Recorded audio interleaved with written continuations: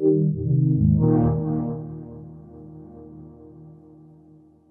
my name's Alex Fraioli. I'm the owner of Critical Hit in Nagoya, Japan. So how long has Critical Hit been open for? It'll be 3 years next month, actually. Awesome. And where are you from originally? You speak English extremely well, so I'm assuming American, maybe? Yeah, I've been studying English for a very long time. I'm from Pittsburgh, Pennsylvania, originally, and then just moved to Japan about 11 years ago, and then this happened. So 3 years have passed. What was the genesis of the bar? Like, what was the main reason that you did it? Were you collecting games for a long time before this, and you're like, you know what, maybe I should just open this up to people? Or what was the main reason that you started the bar?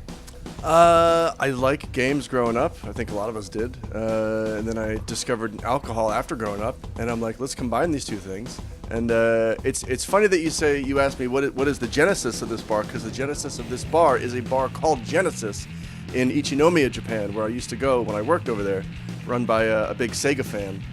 And he kind of like took me under his wing and showed me how to open this kind of thing, and then it happened. Awesome. You just mentioned that you serve alcohol here. The one thing I've come here a couple times in my stay in Nagoya. The one thing that really impresses me is that everything's very clean. How are you maintaining the systems and the cartridges to make sure that they're still playable, but there's not gunk on the controllers and all this stuff? Have you had some mistakes where people are spilling on stuff, or are you just like extremely meticulous? Spills absolutely do happen, and when they do, you have to like immediately take the system, turn it off if it's on, unplug it, unscrew it, and just get at the liquid while it's still liquid. And in terms of games, yeah, before I opened, I sat down and cleaned all of them individually, and now when I buy new ones, I clean them, and when they start acting up, I just clean them again, and just little by little. It's not too overwhelming, but at first it was, because this is a lot of stuff to clean in one sitting. And the one thing I noticed, you have Japanese and American versions of games and also systems. How long have you been collecting games for and systems for to get to this point? Did moving to Japan help spur a lot of your collecting? Yeah, I didn't get into importing games until like around the middle of college, and that's when I was exposed to more Japanese games. And then when I moved to Japan, it just became full tilt. Oh, I can just buy this stuff anywhere. Let's go nuts, and that's it. Yeah, it's funny. I was at Super Potato a couple weeks ago, and I basically talked myself out of buying an Apple Pippin because I assume there's no games for it, right? Not good ones, I guess. I'm not. If there are, I don't know them. Yeah. So, what are some of your favorite games growing up? And what are your favorite games to play now?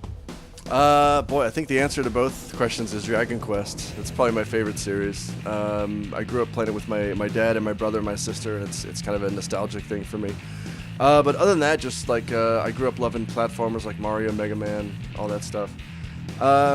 These days, more recently, my friend got me into FF14, so I play that whenever I have any free time with him. Stuff like Last Guardian, I really enjoyed. Yeah, I guess I don't keep up with modern gaming as a whole, but every once in a while there's an outlier where it's like, oh, I have to play that. Yeah, for sure. The thing I noticed about your bar is that you have old school games, but then you also have a Wii U and you have a PS4. Your patrons, are they coming here to play old school games more than they are the new school ones? Yes, definitely. I keep a lot of the new hardware around just because there are titles on there that have nostalgic appeal. Like the Wii U has Smash Brothers, it has Mario Kart, which are new iterations of old games that everybody loves anyway.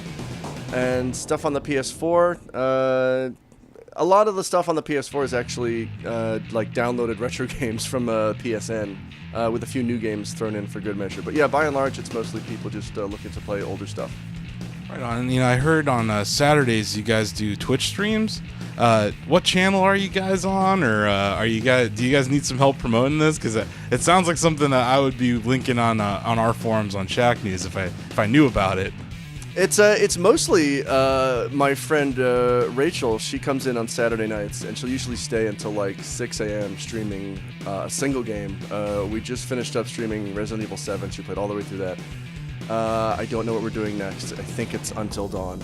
But yeah, I don't actually have an official Twitch channel for the bar yet, so I use my personal Twitch stream, which is twitch.tv/hoodedpitui. That's HOODEDPITOHUI.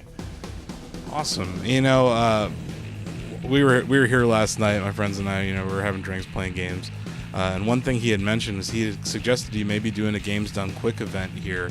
Have you guys thought about reaching out to those folks and maybe doing? I know they do it over in the States, and there's a charity aspect to it. Is there something you guys could maybe do here in Nagoya that would be more Japanese focused?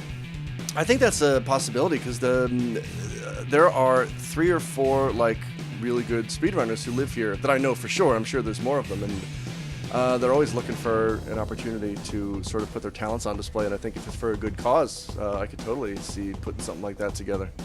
One thing that I'm taking pride in is I have the record in Death Race on F-Zero X in your bar. Do you guys have like a website where you could maybe track that kind of thing, so it would be getting more competitive? Because gamers love having the high score and things. I think that would be something that I don't think you have a problem with getting people to come back here, but I think that would get people who maybe don't know about it to hear about it. That's a good idea. What we do now is we just put it on the whiteboard.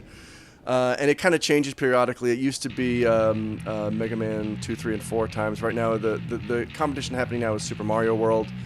The 11 exits run. My friend Dan has the record here for that with like 11 minutes and 20 seconds, which is pretty nuts. But yeah, it would be nice to like put together a resource where people could like check out what all the best times and or scores are. When I first came here, I was kind of blown away just by the massive selection you have. And the instant thought I had was this wouldn't happen in America. Like, we have barcades now, and that's how they're kind of merging these two ideas. It's because you can't literally take an arcade cabinet and steal it. It seems like because you're in Japan, theft isn't really as much of an issue. Can you talk about it? Do you think this would work in Pittsburgh or Northeast Ohio or something? There'd have to be some kind of system in place where, like, you couldn't just have them on a wall, because some dude's gonna walk in and just like pocket a few. But yeah, like by and large, Japan is pretty polite and friendly about that kind of thing. As far as I know, I haven't had any games stolen in 3 years, which I'm still kind of surprised by. But yeah, I don't know. You'd maybe keep them behind the counter if you did this in America, and like, I don't know, put them on a long chain. I don't know what you could do. And yeah, how do you guys make money here? That's kind of one thought I had. The main way really is the system here is you get an hour of playtime if you buy 1 drink or pay 500 yen per hour. So it's up to you really. Like, if you don't want to drink, you can just pay the 500 yen and play for an hour. Or if you do want to drink, you grab a beer and you pay for the beer. That's your 1 hour of playtime, and on and on. That's the system that we use here. Right on. And where can people go to find out more about Critical Hit? And are there other places like this popping up in Japan, or have you seen anything like this anywhere else other than Japan? Yes, I think so. Mostly in Japan, though. There was a guy who owned a place like this in Australia, visited a while back. And another guy from America had, but his was like a board game tabletop kind of bar. So there's all different kinds of nerd places around the world. To find out more about this place, consult your local library at either Twitter, which is at Critical Hit Bar, or Facebook.com/Critical Hit Bar. Awesome. Well, thank you very much. We do this little thing at Shack News where we have people we interview look into the camera and say, "Do it for Shack News." You mind doing that? Yeah. Wait, what do I do? You just point at the camera and say, "Do it for Shack News." Do it for Shack News. Awesome. Quick question though. I was my understanding that you were just like a website that you kind of dispense news about Shaquille O'Neal. Is that wrong? If you go to Shack News, SHAQnews.com, it's Shack News, SHACKnews.com, but only stories about Shaquille O'Neal. I love it. Okay, I'm on board. Thank you. Do it for Shack News.